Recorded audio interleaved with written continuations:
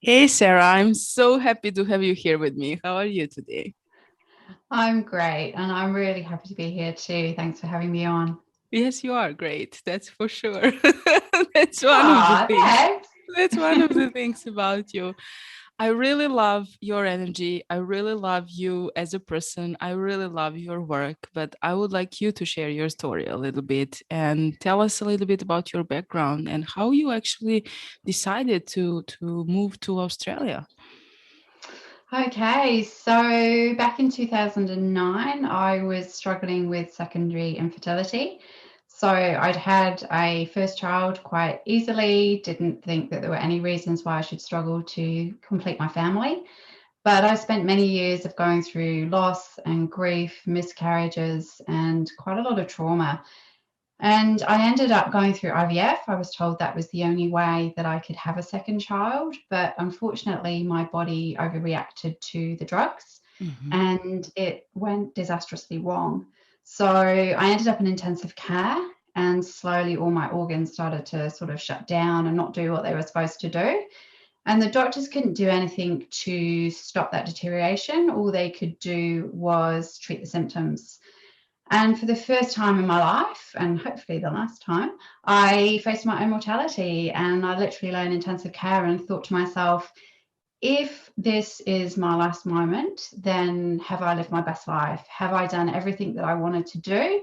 Have I walked towards those things that scare me? Have I been my best version? And if I was being really honest with myself, the answer was no. Mm. So it was at that point that I made a deal with the universe and said, if you get me through this, I will spend the rest of my life in service. And decided at that point that that involved leaving behind my 10-year corporate HR career, which I had spent 6 years studying at university for. I'd worked my way up the corporate ladder, and I'd got there and thought, is this it? And I felt as though my soul was being compromised. So I knew for me that was a big part of my journey that I needed to work through. Mhm. And I also knew that my soul was calling me to Australia, and that I'd been sort of resisting that a little bit. It was a big step. We had no jobs to go to, we didn't know anybody. We were leaving the UK in a recession. Mm. So if it didn't work out, we had no way of going back, really. It would have been very difficult. But I knew that this was what I needed to do. And I was very lucky, and I did recover. My body slowly healed, and I made that choice and followed through and moved over to Australia about 7 months later. Your story always deeply touched my heart, and you know that we share a similar experience in regards to IVF. And I would like us to talk a little bit more about that because I think people don't actually talk about that. When I entered the hospital for the first time, that day there was 74 women waiting for just an examination. Wow. And this is not a big town, so this is a serious, if I may say, thing which is going on in the world. And I think that stress and overwhelmed and burnout and not being in alignment with ourselves and all of that does affect us. What I lived there is the fact that in one moment when we needed to do the procedure, they didn't have the anesthesia. So they did Yeah. it. And the level of pain which I experienced was the turning point where I decided to actually change my life. And both of us, we are moms now, and both of us went through such a difficult experience, and you dedicated your life to help people transform and to help them through this process. So please tell us a little bit about that, because if I knew you back then, it would be much easier for me. But I was alone, I didn't know anyone, and it was a very, very challenging journey. How would you help me if I actually knew you back then? I think the biggest thing that I learned was about the mind body spirit connection, which you've already mentioned, and how if those are not in alignment, then we are, we're out of alignment, we're not balanced. And I didn't really understand that fully until I was sort of coming out the other side of that. Mm-hmm. But fortunately for me, I had learned meditation. So going into that treatment, I had learned meditation and mindfulness, and I'd also been through some hypnotherapy. So I know categorically, if I hadn't have gone through those practices and spent time on myself, I wouldn't be here, because I couldn't have coped with the physical pain that I was in. It was just excruciating. Morphine didn't even touch the surface of that pain. So what I encourage people to do now is to really understand that if your mind is not right, then that's going to affect your body and your soul. And if your soul is not in a good place, then that affects, everything else. So it's really about that connection to who we really are, why we're here. And for me, what I realized on reflection was that I actually went through this incredible journey to self-love. Mm. And I didn't know that that's Yes. what was happening at the time. Yes.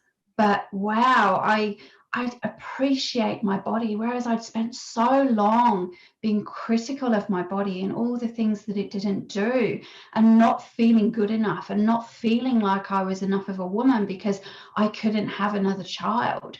I couldn't complete my family, something that so many people take for granted. Mm-hmm. Mm-hmm. I actually fell in love with my body. And when I got through that part in my life, I was like, wow, my body's incredible. My body has actually saved me. It's actually now taking me in a whole different direction. It's actually enabling me to connect with who I really am and why I'm here, and to be able to help other people through that journey. A lot of people go through that even if they're not going through infertility. They go through that maybe when they have had a couple of children and maybe they've lost themselves in motherhood, and now they're trying to reclaim themselves and they're trying to work out who they are and what their purpose is beyond being a mother. Mm-hmm. So it comes out for us, this deep need to connect with who we are and why we're here comes out in so many different ways. And that's what I love about the work that I do. And so I really take it back to basics of, let's get still, let's connect to who we are, let's connect to our beautiful intuition, that internal GPS system that knows how to guide us through life. Mm-hmm. Let's learn how to tune into that, because every answer to every problem we face sits inside when we get still. You said this so beautifully. I just don't have anything to add. It's a mic drop. Oh, thank you. But I know that you understand that because you've been on that journey, that deep connection to your intuition, that heart-centered business that you have and that you, so beautifully showcase to everybody. So I know that you understand that journey too. I definitely do. And I wish that I knew you back then, because I know how difficult it was for me. I went through the process 2 times. They told me I will never be a mom. I was struggling in all areas of my life. Everything else wasn't important anymore. And then it happened naturally after my own awakening and spiritual journey and everything that you just mentioned. Basically, that road led me to the self-love, and that road led me to build everything that I have to actually help people to be free and to do what they love. So it's all about love. And I had the pleasure to work with you, and I'm familiar with your work, and I would like people to know that they're not alone and that you can help them, and that I really wish that. But you know how things are, like things happen for a reason. And we met long after everything that I went through. And now you can help so many people actually by just, allowing me to spread this message. And I'm very honored to do that. I'm very grateful for that, because it is a subject that a lot of people don't talk about still. And there's so much silence around infertility, yet it affects so many people in Australia and the UK. 1 in 5 around the world, 1 in 7 couples struggle with infertility. Even higher percentages here in the Central Europe, it's even higher. Yeah, Yeah. it's really became something that's pretty much usual, unfortunately. And a lot of people are struggling. And I just wish them to know, when you were lying in that bed and you were close to, only to yourself and to your mind and to your heart. And when I was lying in that bed, and she came to me and she started talking, a nurse, imagine now that you are on a beach. And I was like, why you are doing that? And she said, I need to calm you down. And I said, well, just give me anesthesia and everything will be okay. And she said, that's the thing. We need to continue with the procedure and we don't have it. That level of pain is a real pain, which I don't wish anyone to experience ever in life. And I was alone there Yeah. and I couldn't say no because they had to do that. So having someone, and not just in the area of infertility, but every other aspect in our life, needs to be balanced. You mentioned hypnotherapy. I went through the same. You mentioned meditation. I went through the same. So we share a similar journey in a different way. And I'm so grateful that you're here now for people to help them. But what you use during your daily routine, what is your thing? How you actually establish the balance in your everyday life? So meditation is my daily routine. I meditate every afternoon. And I always say to all my clients, let's talk about meditation. And some of them are very resistant and they're like, I've tried it and I just can't get my mind still. And I'm like, yes, well, you're a perfect candidate for why meditation is something that you should try. And I think that when I was learning meditation all those years ago, that we were taught you had to sit for half an hour every day. And there was a lot of pressure. And half an hour, if you've never done it before, is a long time.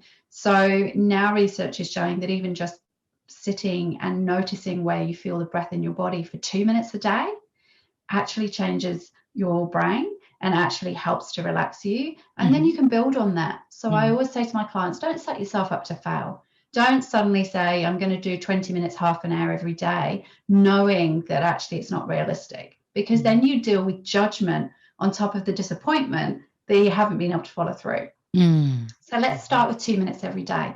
And everybody has 2 minutes a day. And if they don't, then there's something really wrong with time management.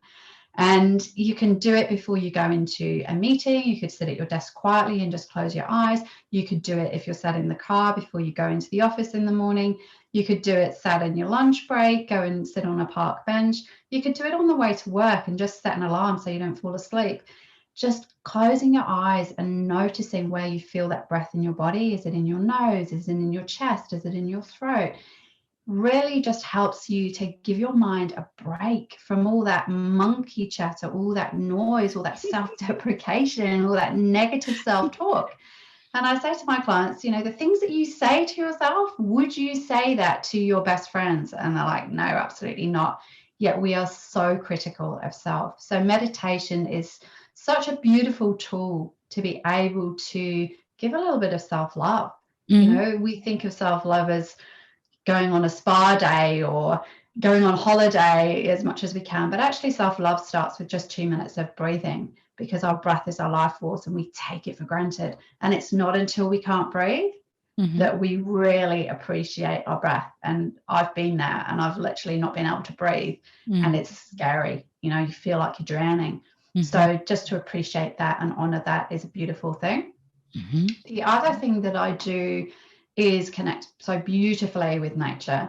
And I didn't realize that part of the reason that my soul was calling me to Australia was because I needed to spend the rest of my life living by the sea. And when I'd been at uni in my 4th year at uni, I'd lived by the sea for that year. And I remember sitting by the sea studying. And I know that that's why I got through my final exams. But I still didn't quite put 2 and 2 together. And I went back into living in the city, living and working in the corporate world, but yet my soul was pulling me back to live by the ocean. So when I moved out here in 2009, that was a choice that I made. I must live by the beach if I'm going to make this big step. And I've been really blessed to spend the last almost 12 years, 13 years living here. and having it on my doorstep, and just looking at the ocean, even if I can't, physically go down to the beach, just calms me if I drive past it. Watching sunset and sunrise is another beautiful way to connect to self in a very easy way. And nature's on our doorstep. We take it for granted. We take for granted that it's always going to be there. But just going out, the other thing that I encourage my children to do, and as adults we can do it too, is grounding or earthing, as it's called. So that's when you take your socks and shoes off and you walk on the beach or you walk on the grass and you draw the energy up from the core of the earth up through into your body, and it re-energizes you. And it's simple and it's quick. You can lie down, and then obviously you've got a greater surface area, so it does it quicker. You can watch the clouds, and it all sounds a bit airy fairy and fluffy, but we need that connection to nature. It's just beautiful. So those are the two things that I do every day, and I absolutely recommend people to start with that. And nature's free. So I love the fact that nature and meditation do not discriminate between those who have and those who don't. This And is I love that. so beautiful, and it resonated with my heart so deeply because I'm doing the same. Yes. I don't live next to the ocean, but next to the Danube River, and I always go there. And that's the place where I was preparing my last exam. And walking on the grass and lying in the grass or on the beach or something like that, it's just what fuels me and gives me that strength to actually walk through the day or through the month or however you want that. um, it is one of my greatest wishes to actually live close to beach. So we're going to examine the Ionian part of the sea this July, of the Oh, Greece this beautiful. July, because I am kind of in love with Greek islands. The only thing which wonder, like, they don't have such a good internet connection. That's the only problem. So I need to look more. Anyway, we share so many similar things, and I'm so grateful to have you in my life. But I would like to know, what is your why you're doing this? What's the vision? What's the mission behind the service that you provide? My why is that I want to leave the world better than I found it. Mm. And I think 2020 and what we're going through with COVID has brought up so much fear for people. And for the first time, people have been really forced to look at themselves and to sit with themselves, and there aren't the distractions that there have been in the past. Mhm. And so I really want to help people to find their own truth and to live a life of authenticity rather than living a life by the expectations that we place on ourselves and the expectations that others place on us. Mm. And we can only do that by learning to love ourselves. And imagine how beautiful this world would be if every single person loved themselves and every single person learned meditation and every single person appreciated and respected the environment. So for me, my why is to help people to recognize that we have such a beautiful planet to live on, and that's a huge privilege, and to help people to connect with who they are so that they can go out and live their passion, whatever that is, and spread their love and joy so that we can fill each other up rather than tearing each other apart. Mm. And I really believe that when we do what we're passionate about, it doesn't feel like a job. I love what I do. I'm so privileged and blessed to do what I love every single day. And there is more of me to go around. When I'm doing what I love and I'm happy, I can be there for so many more people. And we often do it backwards. We think that we need to give to everybody else first, and then we think about ourselves last. But Mm. if we focus on ourselves first, we fill ourselves up, and then to a point of overflow, that's when we can be there for everybody else in our lives. That's when we can be our best version. That's when we can actually help spread that ripple effect.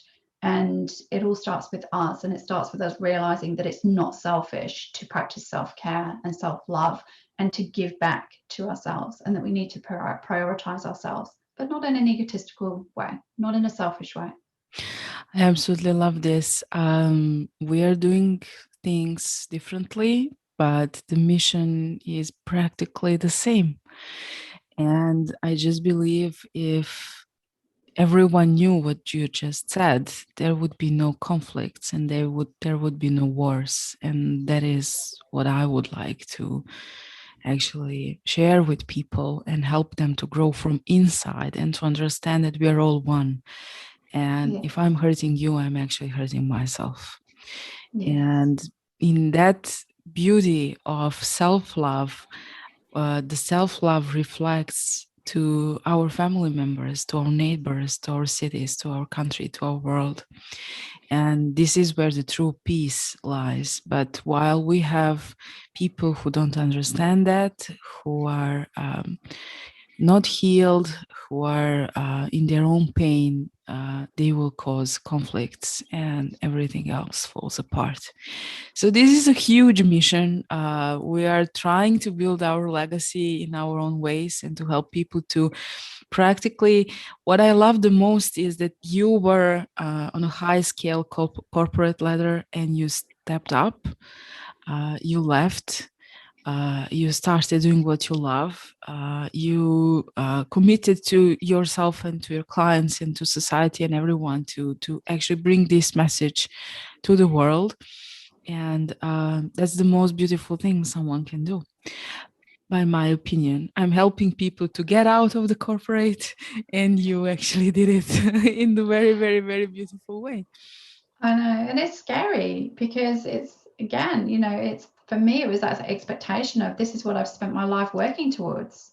Mm, I had so much academic pressure, and I went to one of the best schools in the UK, and I went to university, and then I did my postgrad, and at the end of it all, I got there and I was like, something's missing, but mm, I didn't quite understand what it was. And I think there's this big fear of stepping away from the norm and stepping away from what society expects us to do. But when we do, then it's so empowering. It's so liberating. I love the fact that I work for myself. I have the flexibility to spend time with my 3 beautiful children.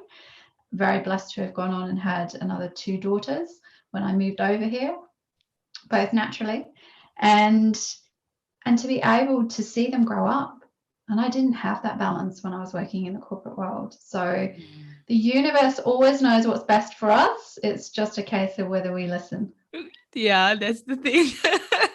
The main thing. Now we're going to have some fun. And I hope this bell will work. Uh-huh. Okay, cool. Sometimes it happens that it doesn't. It's a silly thing. Like we are in Mercury retrograde now, and we're just mentioning that my camera is not working. We will see if this is going to work, but we went through it perfectly fine.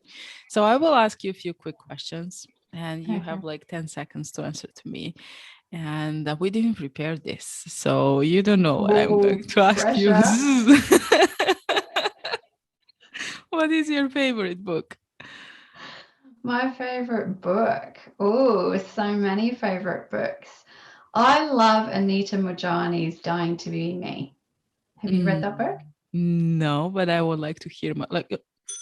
This is it, and then. Okay, I've got 10 seconds to tell you about it. Anita Mojani, she ended up in a coma, end of life with cancer, stage 4 cancer. Her family were coming to say goodbye to her.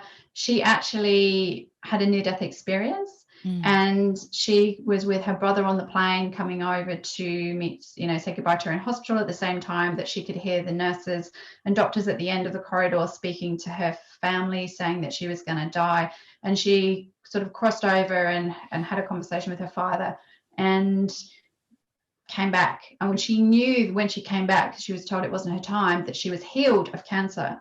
And they did all the tests, and she was. There was no trace of cancer in her body, but she still went through therapy and chemotherapy because she didn't really have much of a choice. And she's now dedicated her life to sharing what happened when she crossed over and just about this idea of love. Again, she lived her life by the expectations of others. She'd lived in a state of fear. mm, Dr. Wayne Dyer, heard her story, Mm-hmm. And they started working together, and he took her on his tours around the world before he passed away. So her stories got out to the world in a big way. What I love about it is that there is science, there's medical records that prove that she was literally a couple of hours end of life to surviving with no trace of cancer in her body. I love that story, and I love the work that she's now doing and the fact that she's serving the world, sharing her story. Wow, I definitely have to read that book. I have goosebumps. Like, ooh, wow, wonderful. Let me see what next. What do you like to do with your spare time? What do I like to do in my spare time? Love to be outdoors in nature. Absolutely love that. Mm-hmm. Love yoga, meditation. Love having fun. So I have this real kind of adrenaline junkie side to me. So, Really? oh yeah, I've jumped out of a plane twice. I've been bungee jumping and whitewater rafting, and That's I so love anything cool. adrenaline crazy. That I'm up for that. So yeah, that's my ideal day out. Is I'll jump out of a plane any day. Like, I don't really want to tap on this. I want to hear more. I never did any of these things, and I always wanted, but somehow, yeah, no, maybe tomorrow. No, Like, I I just love myself now. What's the point of getting rid of the play? But I would like it's to that feel that. idea of overcoming your fear, of sitting at the side of the plane and looking down at the ground at 14,000 feet, and then being pushed out by the tandem skydiver, and then just realizing that you're alive. It's I will really have to incredible. try You should that. try Yeah, yeah, I will have to try that. But I will try simpler things first, like diving, for example. it. All right, I'll let you off. I have all these things on my list. But my cardiologist back then told me, "Don't you dare doing anything like that." Now I'm healed, so I guess I can try this time. I think you can. I think you can put that on your list. No, Put it yeah, on your list. back. Yeah. Okay. And I would like to give you the chance for the end for you to actually ask yourself any question that I haven't asked you that you would like to share. Ooh, what to share? I really would love people to just connect with each other Mm, and look out for each other and be kind to each other. And that kindness starts with self, mhm, but we are all connected, and we think that individually we can't make a difference, but we can. mhm, As the saying goes, we're all just that one drop in the ocean, but together we make up the whole ocean. And I really would love people to really be honest with themselves. If there is something in their life that isn't serving them, something that they keep coming back to mhm, and being fearful to change, to be brave. Find your courage, take that first step. You don't have to go and solve every problem in the world, but we all have things that we want to change, and it starts with that first step and then the next step. And often we don't take the first step because we can't see the whole path, but when you take that first step, the path slowly reveals itself.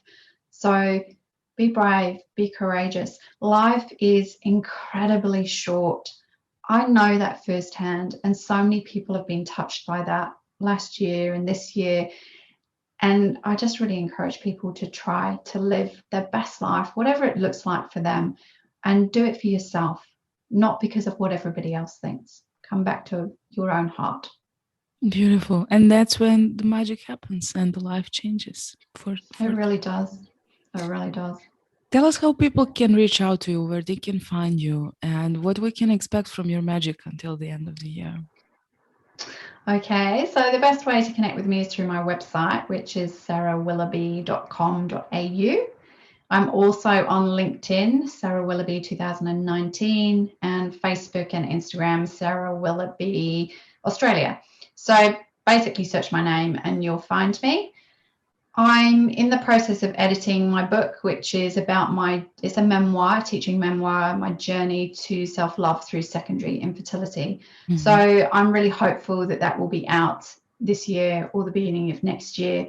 And I'm really excited to share that message with the world. I think there's a real gap in the market. There's either lots of medical books about infertility and PCOS, which is what I've got, or there's books about people's stories, but the difference with mine is that this is my story, this is what I learned from it, and this is how you can apply that to your life. So I'm hopeful that that's going to make a big impact in the world in its own way at the right time. And also just coaching people. So if people want to reach out to me for one-on-one coaching, I love working with people and helping people to connect with themselves, connect with their intuition to help guide them through life. And lots of collaboration too. So doing lots more podcasts and getting myself into Clubhouse. So lots of things going on, and I'm really excited about that. Lots of collaboration. I believe in collaboration, not competition. So yes. Beautiful. Thank you so much for being my guest. I truly enjoyed, and I hope you did too.